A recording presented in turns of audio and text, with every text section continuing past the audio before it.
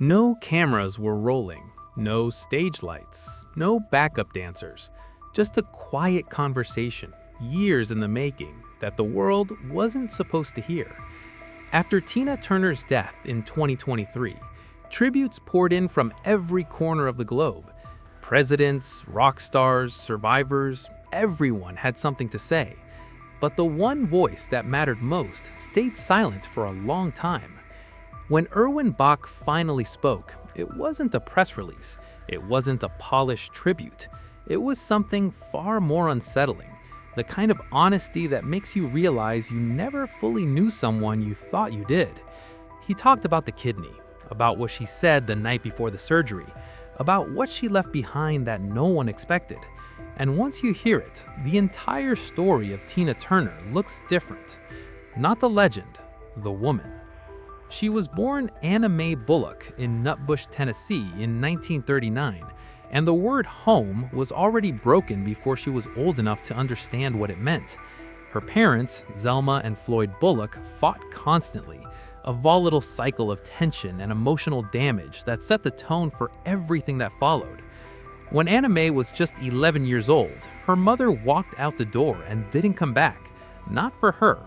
Zelma left to escape her husband, and in doing so, left her daughter behind without warning, without explanation, without so much as a goodbye that stuck. Her father remarried shortly after, and also disappeared from her daily life, leaving her in the care of her paternal grandparents, devout Baptist churchgoers who ran a strict, joyless household, where chores and scripture replaced warmth and comfort. She picked cotton as a child. She attended church because she had to, and she carried the weight of being unwanted by the two people on earth who were supposed to want her most. She later said she couldn't recall feeling nurtured during those years, not once. The only thing that broke through the silence was music, specifically the gospel she sang in church, raw and unpolished, but charged with something that the congregation could feel even if they couldn't name it. Then her maternal grandmother, one of the few people who had ever shown her genuine affection, died. Shortly after, a half-sister was killed in a car accident. By the time she was a teenager, Anna Mae Bullock had already learned the foundational lesson of her life. People leave, and when they leave, you survive alone or you don't survive at all. That lesson would follow her into every room she ever walked into, including the ones filled with applause. She ended up in St. Louis as a teenager, drawn to the city's R&B scene the way someone drawn to heat steps toward a fire without thinking. One night at the Manhattan Club, she watched Ike Turner and his Kings of Rhythm perform. She was captivated, not just by the music, but by the power of it, the way it commanded a room. She asked to sing. It was bold, almost reckless, but something in her needed to be on that stage more than she needed to be safe. Ike handed her the microphone, half expecting nothing. What came out of her stopped the room. He offered her a spot in the band almost immediately. What followed was a calculated transformation. Ike renamed her Tina Turner and then trademarked the name, not as a gift, as a leash.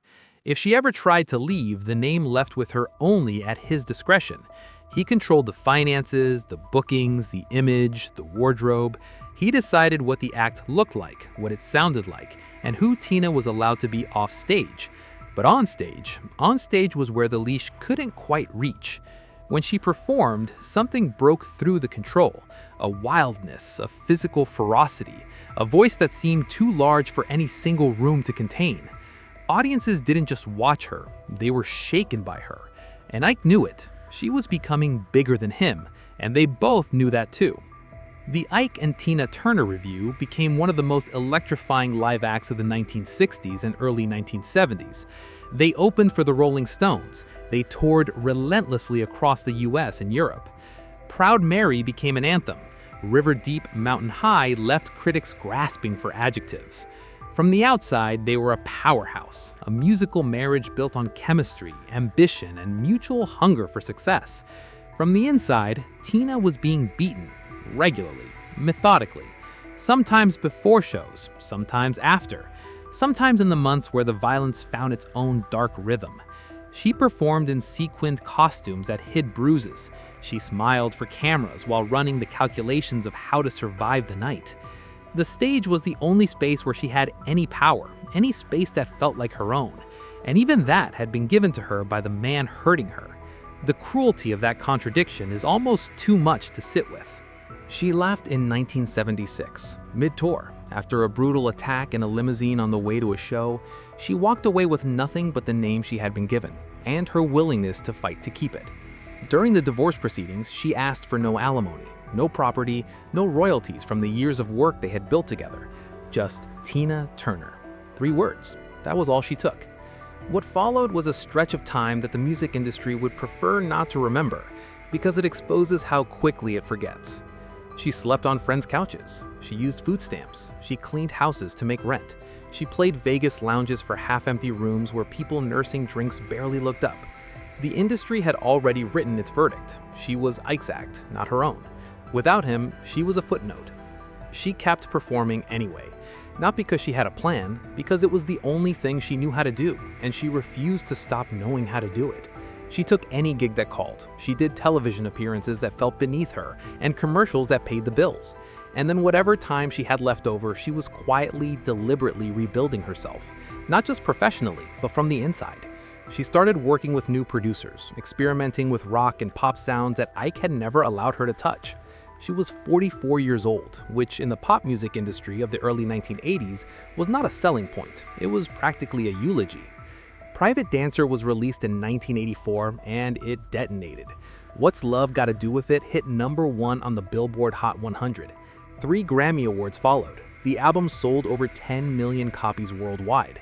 At an age when most female artists had been quietly retired by their labels, Tina Turner was standing on the biggest stages in the world in a leather miniskirt, with hair that didn't ask anyone's permission, delivering performances that made audiences feel like they were witnessing something they'd never see again.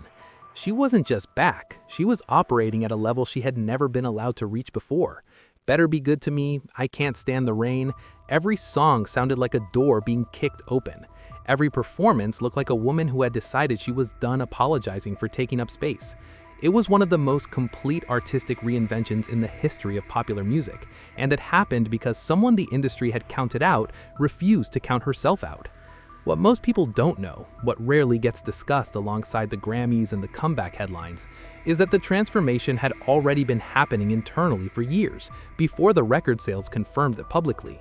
In the early 1970s, during the darkest period of her marriage to Ike, a friend introduced her to Nichiren Buddhism and the practice of chanting Nam-myoho Renge Kyo. She was skeptical at first. She tried it out of desperation more than belief. But something happened when she chanted. Not immediately, and not dramatically. It wasn't a vision or a breakthrough. It was quieter than that. A growing sense that she was not entirely without agency. That her mind, even if her body was controlled, could become her own. She chanted in hotel rooms before shows. She chanted after.